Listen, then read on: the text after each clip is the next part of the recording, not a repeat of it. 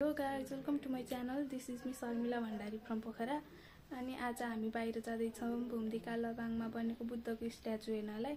ल अहिले ब्लग हेर्दै गर्नु होला। हामी चाहिँ छोरेबाट आइसक्यौं। विष्णु दाइ र भाउजू चाहिँ अगाडि कहाँ पुग्नुभयो थाहा छैन।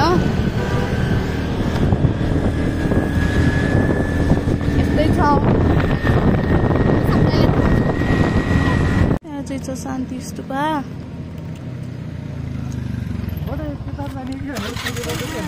कुम्दीकोट जाने बाटो भयो भने हामी चाहिँ जाँदैछौँ कालाबाङतिर। के भन्नुहुन्छ अगाडि चाहिँ कता हो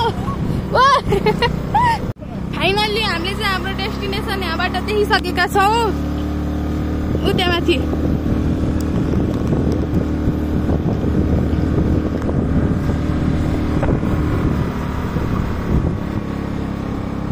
हामी चाहिँ यहाँ एकछिन रेस्ट गरेर विष्णु दाइ र भाउजूलाई गुड्दै छौं।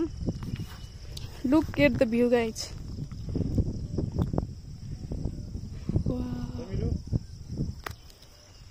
दाइ चाहिँ मेरो फोटो खिच्दै हुनुहुन्छ। अझै हामी जान्छ यता माथि कता हो यसरी घुमेर आउनुपर्छ अरे। के भन्नुहुन्छ? वेलकम टु माई घर। यही नै हो। कस्तो छ हालत बाटोको? गाईको यस्तो बनाइदिएन। म पहिल्यै प्रिपेयर थिएँ कि मलाई स्कुटरले धोका दिन्छ भन्ने कुरोमा। Finally we are here after so के भन्नु यताबाट जानु पर्छ अलि यताबाट गर्नु भने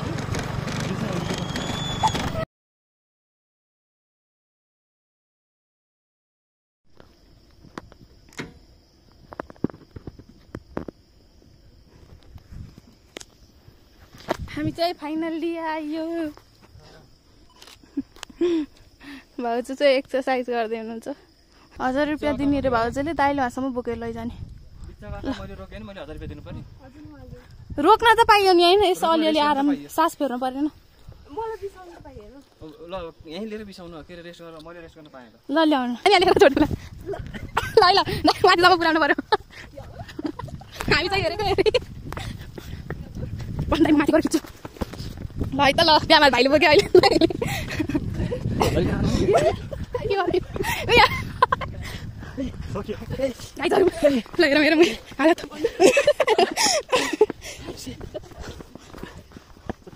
घाँटी गयो दाम निकाल्दिन अझै त खाडे 1000 रुपियाँको सवाल छ है दाइ। पानीको व्यवस्था गर्नुपर्ने दाइ। इज्जतको सवाल छ है। सुवेदीको पार्दा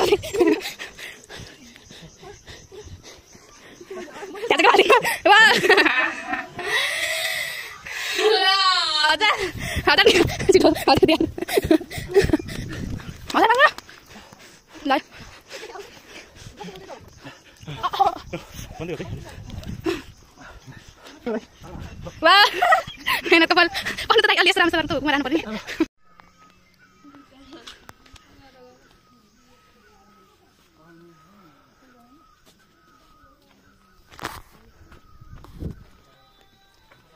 म चाहिँ यहाँ हेर्दैछु।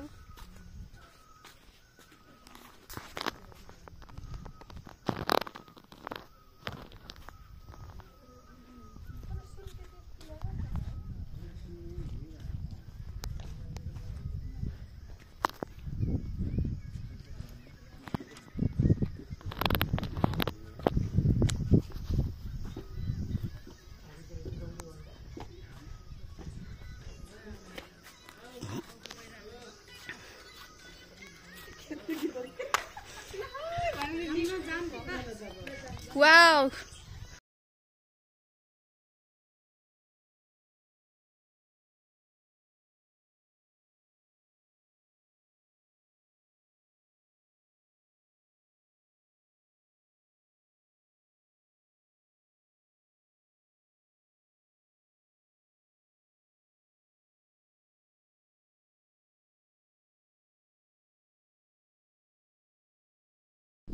Guys, single bicycle. ल हेर्नु टाइम ल्याप्स बन्दै छ कसैको निशब्दाइ र यहाँ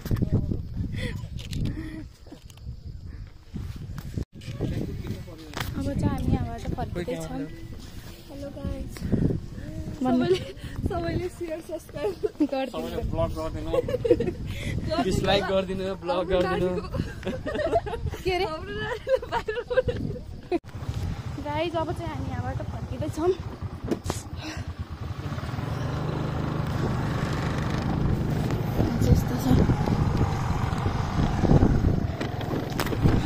गर्मी भएर एक्सर्साइज गरेर अब चाहिँ हामी फेरि बुङ्दीकोट मन्दिर शिव मन्दिर जाँदैछौँ वा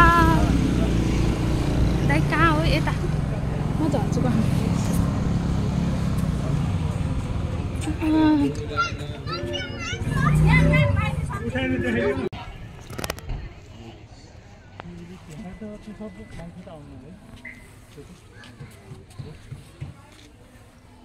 हेलो मिस जाऊँ हामी भाउजू नम्दा भएर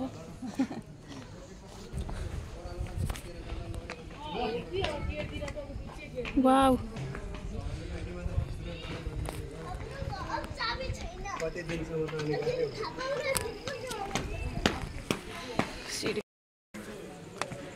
सामदेखि यतै घरलाई के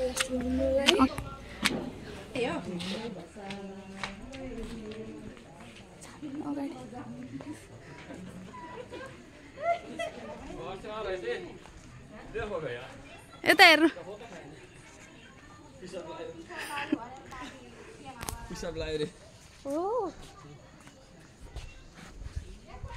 दाइ म देखेँ हो कस्ता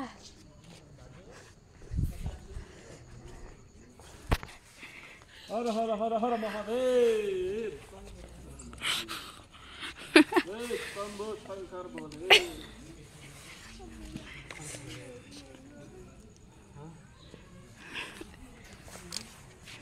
एकचोटि नाच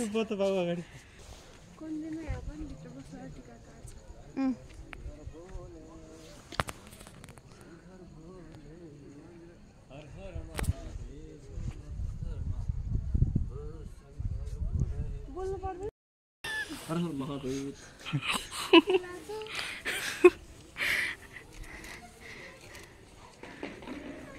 सब में महादेव क्या